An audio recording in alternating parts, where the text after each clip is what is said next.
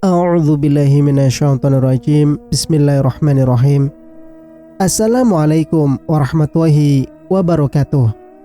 Kembali lagi bersama Mang Sukir di channel Sampul Hitam. Dan untuk cerita kali ini masih melanjutkan cerita yang sebelumnya, Serumah dengan Mayat Hidup. Cerita ini ditulis oleh Zulfia Syah. Dan tak usah berlama-lama, mari kita ke ceritanya. Selamat mendengarkan. Sepertinya mereka tak suka Mas Ojan menyalakan lampu kabin. Buktinya, mereka merangsak untuk terus menuju ke arah kami. Selain rupa yang menakutkan, mereka juga mengeluarkan suara-suara tak jelas, tak bermakna tapi mengerikan.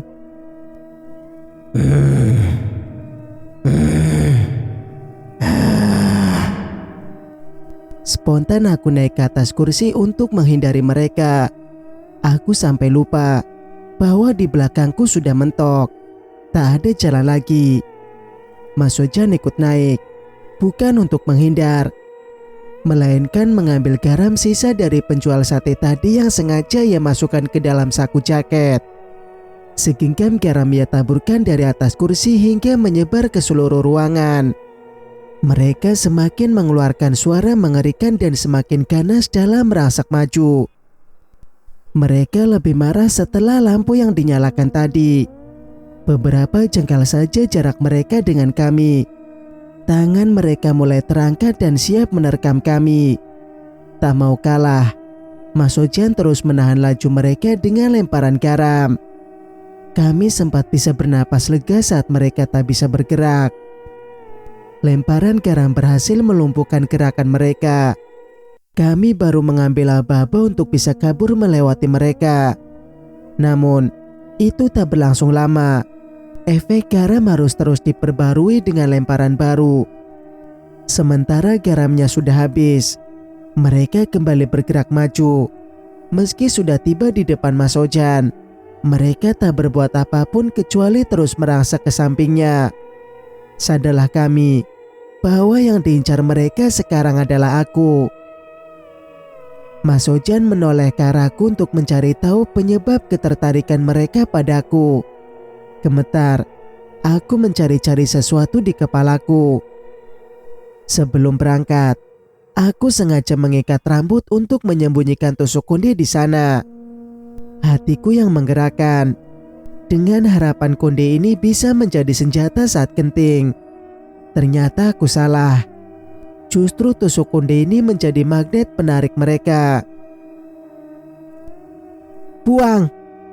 Tita Mas Ojan dengan tatapan marah. Karena tanpa sepengetahuannya aku membawa benda pengundang mayat. Dari cara mereka merangsak secara berebutan, terbacalah bahwa mereka tidak sedang bekerja sama untuk mengalahkanku, melainkan saling merebut untuk kepentingan sendiri. Aku jadi teringat Lastri, wanita di Kali yang tempo hari sangat berusaha mendapatkan tusuk konde dari keluarga Pak D. Alasannya hanya satu, yaitu ingin kembali hidup, lebih tepatnya seperti orang hidup.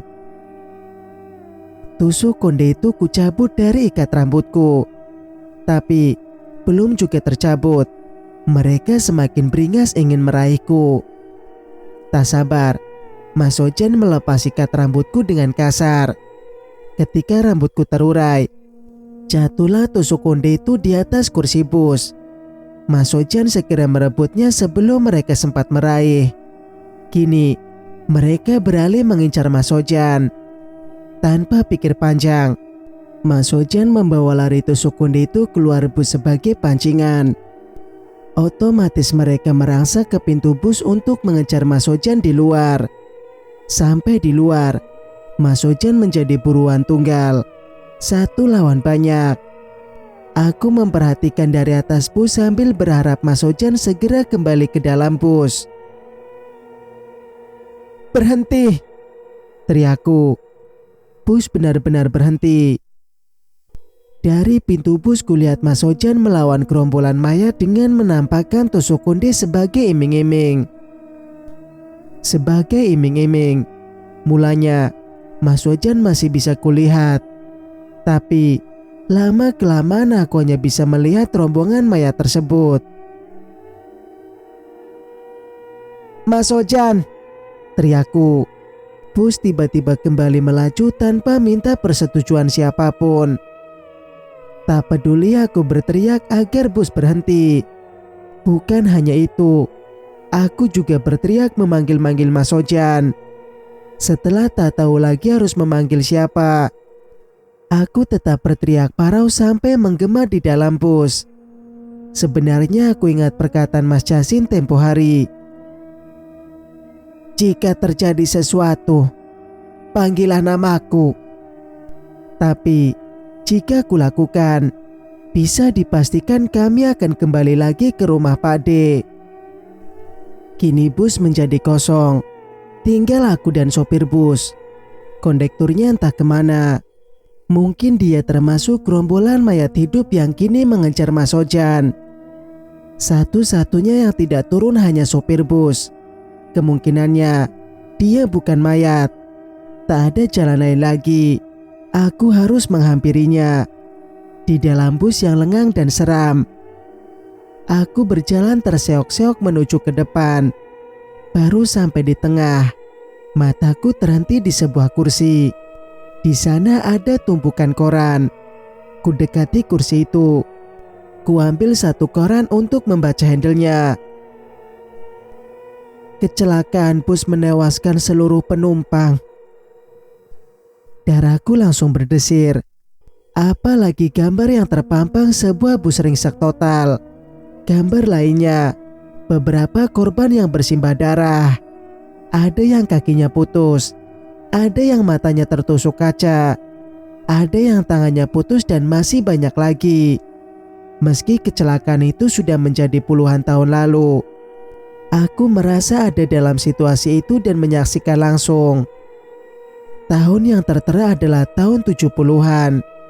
Berarti sama dengan angka yang tertera di terminal pertama. Aku sempat melihat ada baliho kecil yang di sana tertera tahun 70-an. Juga dalam karcis yang sempat kulihat. Sama, tahun yang tertera adalah tahun 70-an. Kukira aku salah melihat, dan aku mengabaikan semuanya. Aku urung menuju kursi sopir. Kalau benar kecelakaan dalam berita itu menewaskan semuanya, berarti sopirnya juga mayat. Bagaimana caraku untuk kembali bertemu Mas Ojan? Laju bus berhenti perlahan. Dalam hati aku menduga, pasti kengerian lain akan muncul. Sebab, beginilah yang kudapat sejak awal perjalanan. Suara benturan di bekas bus terdengar 2 kali. Selanjutnya kurasakan seperti makhluk merayap di belakang sana. Lampu bus menyoroti seorang kakek tua melambai-lambai di pinggir jalan. Ia mengenakan baju koko putih, sarung lusuh kotak-kotak berwarna hijau lumut dan berbeci putih lusuh. Kakek bertubuh kering kurus itu terus melambai sambil berjalan mendekat ke arah bus. Setelah bus berhenti sejenak, ia masuk.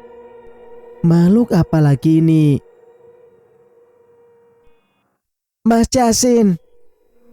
Sambil terus sungkur aku berteriak. Meski aku tak menginginkannya, ku sebut juga nama itu. Tak ada jalan lain. Seseorang menyentuh pundakku pelan. "Jangan menyebut nama itu. Sebutlah nama Tuhanmu." Perlahan aku mengangkat wajah. Mata kami beradu. Namun, kali ini tak ada rasa ngeri seperti sebelumnya. Mata tuanya tampak teduh bersahaja. Kutumpahkan tangisku di hadapannya. "Kau sendiri yang memanggil kekacauan," ujarnya lembut meski suaranya serak. "Untuk apa kau panggil nama dia?" tanyanya. "Dia abang iparku," jawabku sesungguhkan. "Dia bersekutu dengan makhluk jahat." Dahiku mengernyit. "Kok kakek tahu?" Kakek itu menarik tubuhku agar duduk di kursi tanpa memberikan jawaban. "Kamu mau kemana, nak?" Aku tak bisa menjawab selain menangis. "Namaku Sabir. Orang-orang di desa memanggilku kakek Sabir." Lama kami saling diam. Kakek Sabir tak berucap lagi karena aku tak banyak merespon. "Saya ingin pulang, kek," ungkapku kemudian. Tiba-tiba aku dikejutkan dengan masuknya seseorang dengan cara merayap dari belakang badan bus. "Mas Ojan." Aku girang tak terkira. Mas Ojan langsung duduk di kursi kami setelah sesaat melihat kakek Sabir. Merasa aku tampak baik-baik saja di dekat kakek Sabir. Mas Ojan pun ikut dalam obrolan kami. Ketika Mas Ojan pertama kali duduk, kakek Sabir seketika mengendus ke sekitar Mas Ojan. Semakin dekat dan semakin dekat. "Kamu pernah datang ke desa Pancuran?" Kakek Sabir bertanya dengan suara seraknya. "Iya," jawabku sebelum Mas Ojan menjawab. Mas Ojan berkedip, memberi isyarat agar aku tak buru-buru dalam menjawab. Untuk berlaku waspada, Mas Ojan tak sembarangan menjawab. "Kenapa, kek?" Mas Ojan malah balik bertanya. "Kamu kenal Rais?" "Dia pakde kami." Lagi-lagi aku mendahului. Rasanya tak sabar ingin mengetahui siapa kakek ini sebenarnya. Kakek Sabir langsung menarik napas panjang, kemudian mengangguk-angguk. Iya.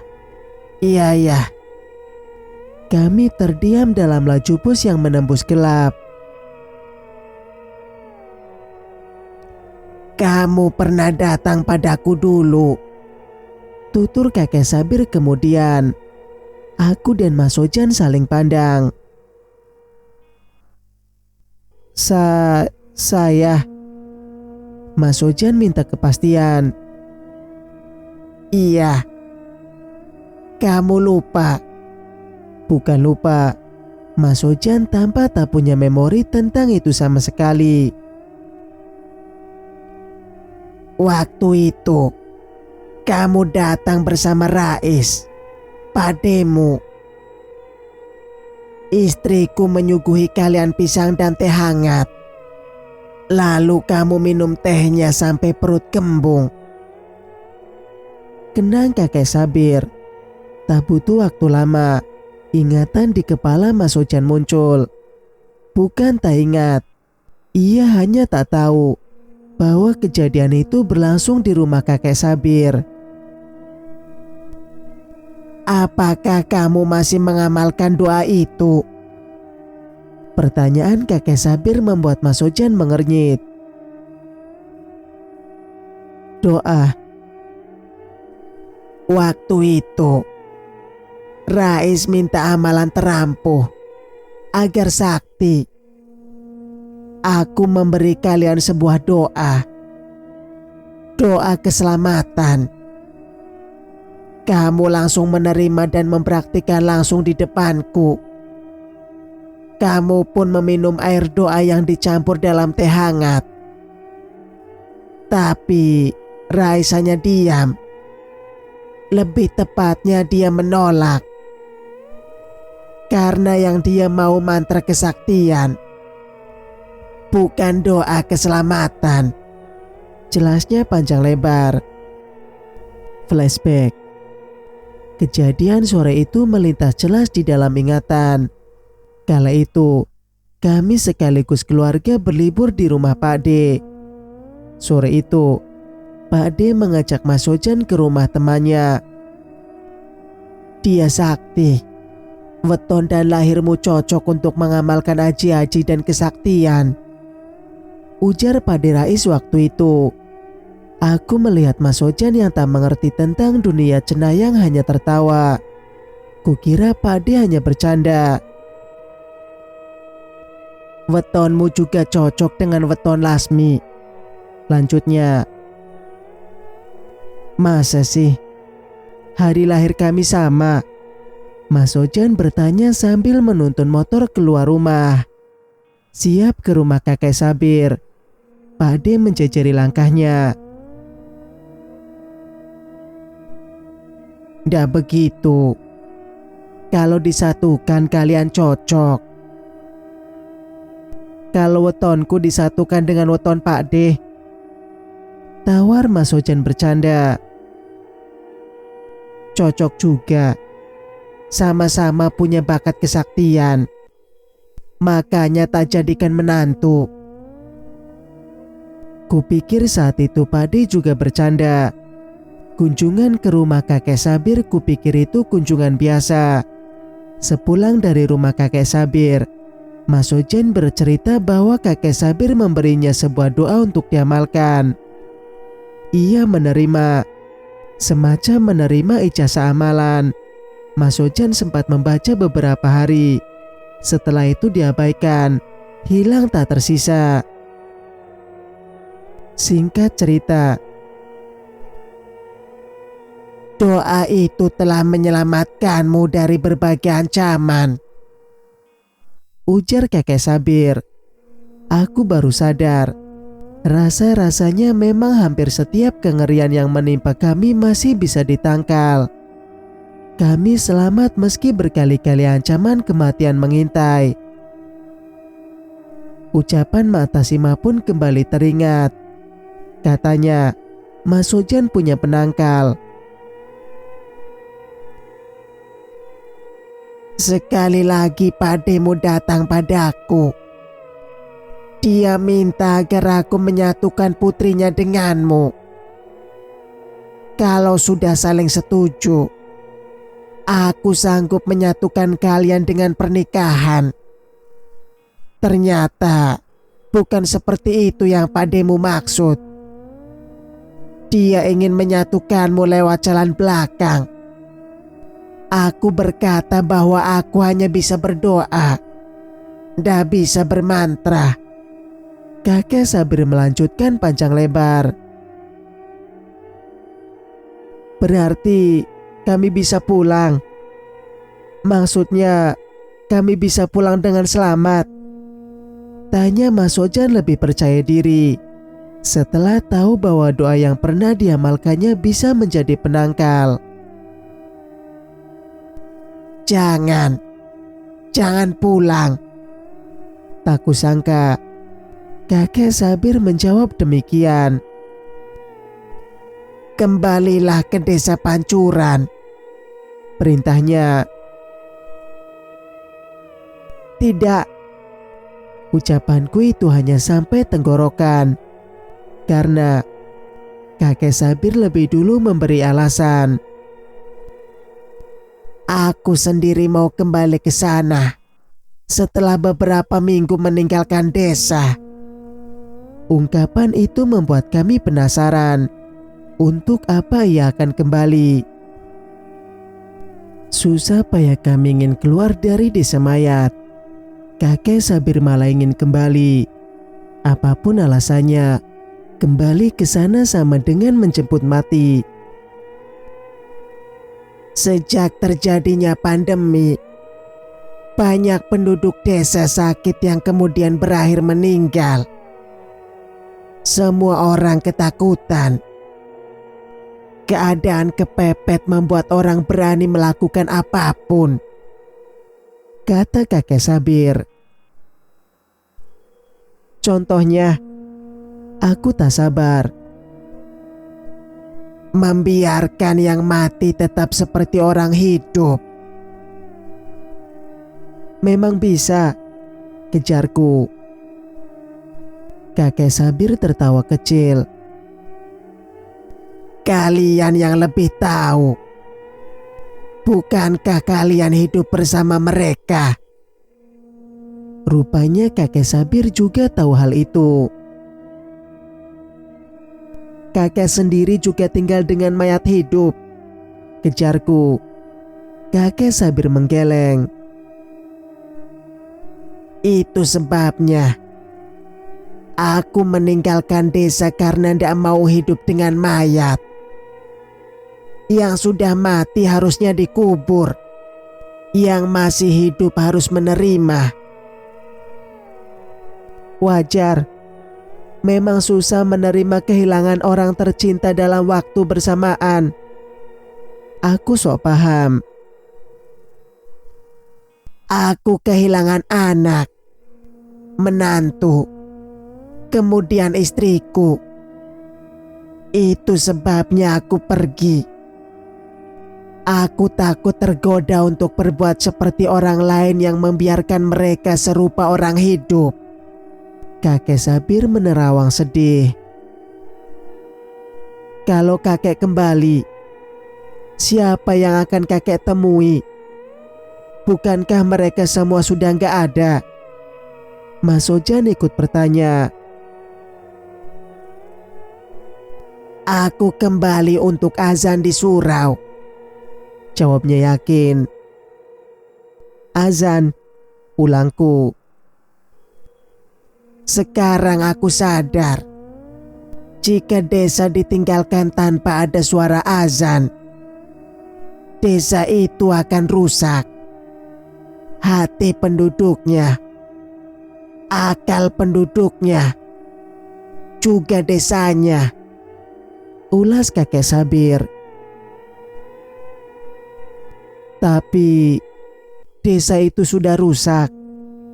Pelan dan ragu Mas Ojan membalas.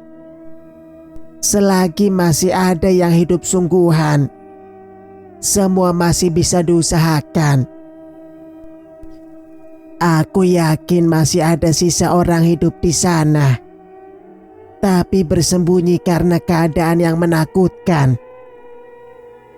Aku jadi berpikir, siapa kira-kira di desa itu yang sebenarnya masih hidup?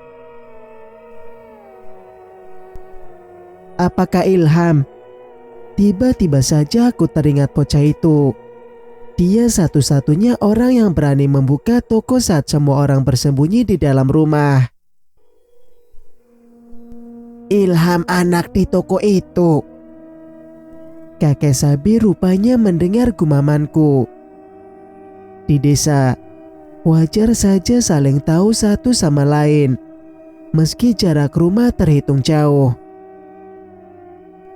Sebelum pergi dari desa, bocah itu yang terakhir kali aku sholati di surau. Aku melakukannya sendirian, karena tak ada lagi penduduk desa yang mau keluar rumah.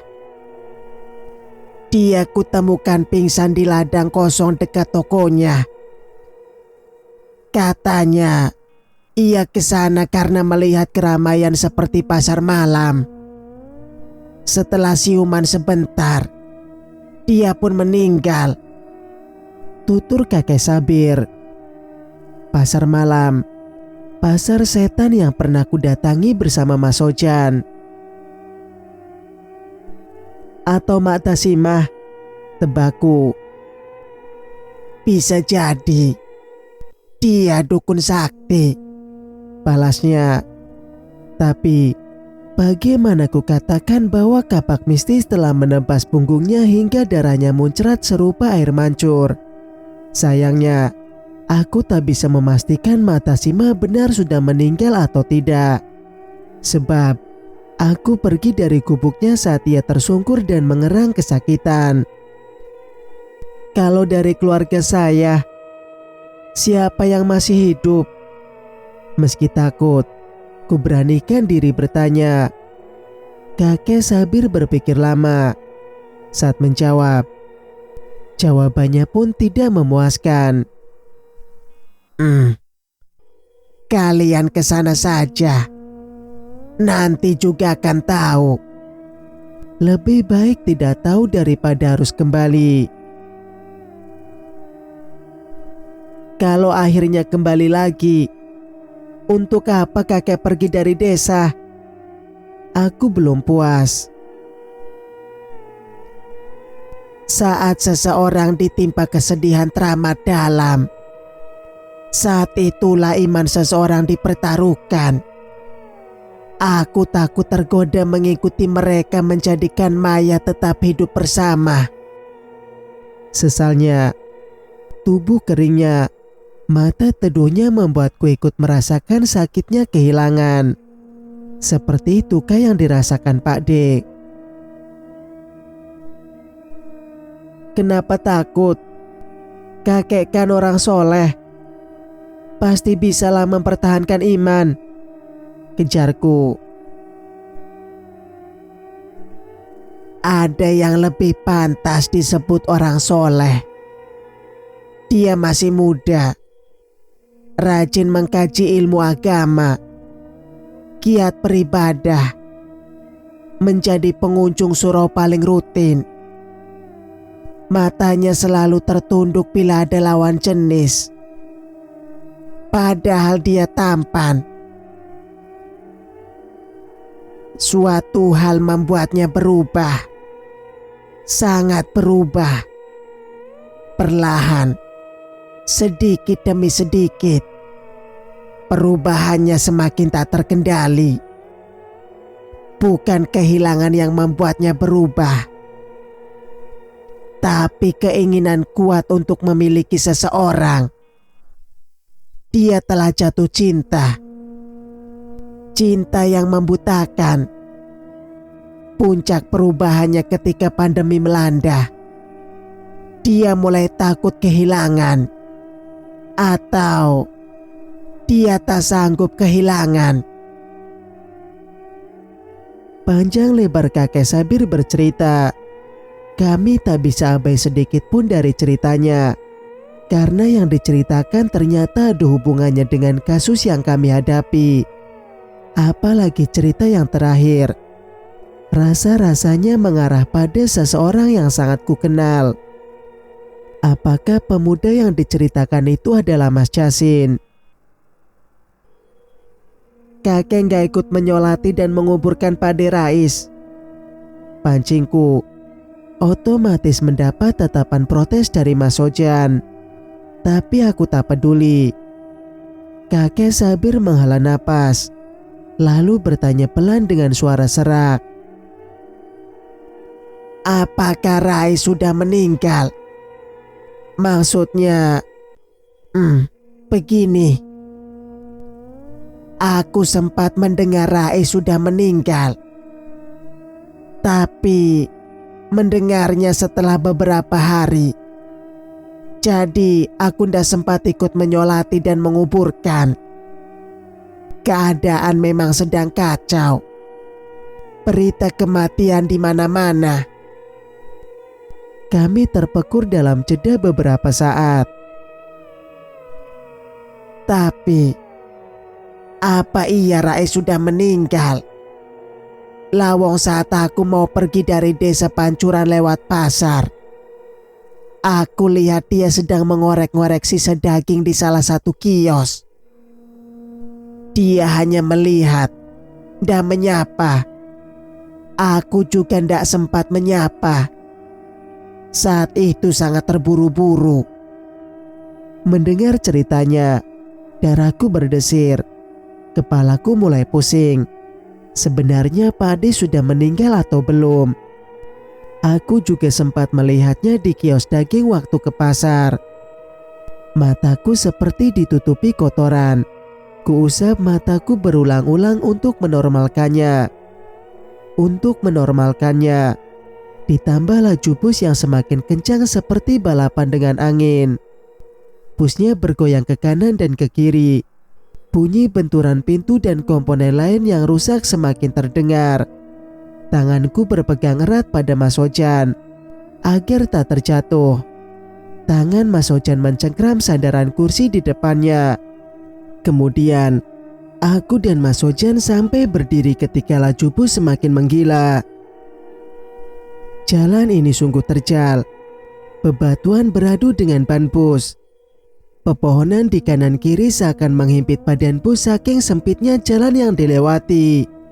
Dari jauh, tampak pagar jembatan gantung yang sepertinya sudah rusak. Mungkin jembatan di depan itu sudah lama tak difungsikan. Sebagian rantai pembatas jembatan ada yang putus. Jembatan itu panjang, tapi sempit. Mungkin hanya diruntuhkan untuk pejalan kaki, atau untuk motor paling tidak. Lalu, untuk apa bus ini melipir dan mendekat ke arah jembatan? Harapanku, semoga bus ini hanya mau berhenti sejenak. Namun, harapanku tak terkabul. Bus terus berbelok memasuki jembatan gantung yang bahkan mobil kecil pun tak mungkin bisa masuk. "Awas!" teriakku sambil berdiri. Berharap sopir bus mau mendengarkan. Mas Ojan tak kalah paniknya denganku. Dia menoleh ke kanan kiri mencari pegangan yang lebih kokoh. Sebab kursi-kursi bus rasanya akan terlepas seiring kencangnya laju bus. Sementara kakek Sabir tetap di tempat duduknya dengan wajah tertunduk. Ia pun beberapa kali terpental saat ban bus seenaknya menerobos benturan besar. "Pak, berhenti! Berhenti!" pintaku. "Awas, jembatan!" pekik Mas Ojan. Belum selesai memberi peringatan, bus terlanjur masuk ke jembatan dan berjalan di atas jembatan kecil. Di bawah sana, sungai berbatu mengalir air deras. Sekarang kami merasakan diayun-ayun di atas jembatan gantung. Ditambah beringasnya bus menerobos apapun yang ada di depannya. Seperti dahan kayu kering, besi pembatas yang jatuh, juga tumpukan ranting dan daun yang menjelaskan betapa lamanya jembatan gantung ini diabaikan. Ini bukan wahana yang meski takut masih akan berakhir tawa. Ini adalah jembatan nyata yang aku tahu. Apakah nyawa kami masih ada ketika nanti tiba di ujung? Tubuh kami condong ke kiri mengikuti gerak bus. Semakin lama semakin condong, hingga tubuh kami saling tindih. Mas Ojan menindihku. Aku menindih kakek Sabir. Aku dan Mas Ojan berteriak panik. Kakek Sabir hanya mengerang kecil meski tubuh ringkinya ditimpa dua orang. Di tengah erangannya, masih terdengar kakek Sabir membaca doa dengan terputus-putus. "Baca, baca, baca doanya, Mas," pintaku terengah-engah. Harapanku, dengan doa keselamatan dari kakek Sabir, kami bisa selamat. "Baca, ayo baca." Mas Ojan masih sibuk dengan kekalutannya. Ia tetap berusaha bangkit meski berkali-kali gerakan bus menjatuhkannya. "Doa apa?" Setengah hati Mas Ojan bertanya. "Yang dari kakek Sabir." Susah payah aku menjawab, karena tubuhku berulang kali ditimpa tubuh Mas Ojan. "Aku lupa," jawabnya. "Seingatnya." "Lupa sama sekali," jawabnya membuatku kesal. Bertanya pada kakek Sabir tidak mungkin. Ia sedang berjuang dengan hidupnya dengan bertahan di bawah tindihan kami. Ia sedang berjuang dengan hidupnya bertahan di bawah tindihan kami. Semakin lama bus semakin oleng sampai berhenti bergerak. Hingga kurasakan kaca bus bagian kiri berada di posisi bawah, membentur papan jembatan. Tak ada harapan lagi. Hanya keajaiban yang bisa menyelamatkan kakek Sabir. Tubuhnya pasti sudah menempel di papan jembatan. Dan keadaanku ternyata tak jauh buruknya dari kakek Sabir. Meski berulang kali berusaha bangkit, sekujur tubuhku menolak. Tubuhku susah digerakkan. Sedangkan Mas Ojan terpental ke kursi depan. Entah bagaimana kondisinya. Bus total berhenti. Hanya mesinnya tetap hidup. Hingga putaran roda menggesek perbatasan jembatan. Kemudian terdengar suara yang lebih menakutkan. Suara itu berasal dari pijakan jembatan yang bila-bilanya mulai runtuh satu persatu. Rantai pembatas jembatan jatuh tergiling putaran roda. Kemudian, aku tak lagi bisa berteriak. Inilah akhir hidup kami. Prak! Jembatan gantung terputus seluruhnya. Kaca bus peterbangan setelah membentur batu sungai. Lalu, semua menjadi gelap. Hidupku sudah berakhir. Kalaupun nanti mataku terbuka, pasti yang kulihat adalah dunia lain. Dunia baruku sebagai orang mati. Sampai saat ini aku belum merasakan apapun, sakit ataupun takut. Hanya sedih karena banyak hal kutinggalkan sebelum tuntas kubereskan. Mungkin memang seperti ini rasanya orang meninggal. Rasa yang dirasakan mama papa, Pak De Bude, juga sebagian besar penduduk desa Pancuran. Dan sekarang aku dan Mas Ojan.